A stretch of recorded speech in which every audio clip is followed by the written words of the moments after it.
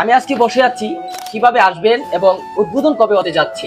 28 তারিখ রোজ শুক্রবার আপনাদের প্রিয় একজন ইউটিউবার দুইজন অ্যালেক্স সবুজ ও এমদাদুল আসতে যাচ্ছে।